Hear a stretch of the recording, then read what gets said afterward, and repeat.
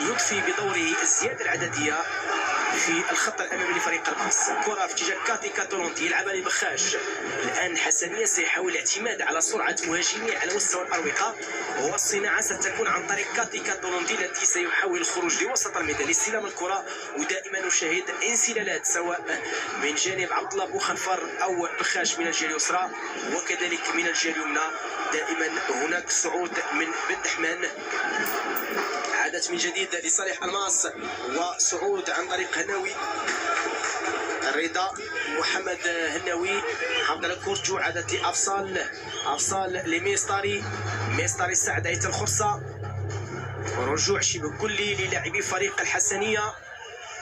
وعلى ما يبدو اننا سنشاهد استحواذ للماس في هذا الثلث ساعه، والهجمات المرتده السريعه هي التي سيناقش بها فريق الحسنيه الشق الهجومي فيما تبقى من عمر اللقاء.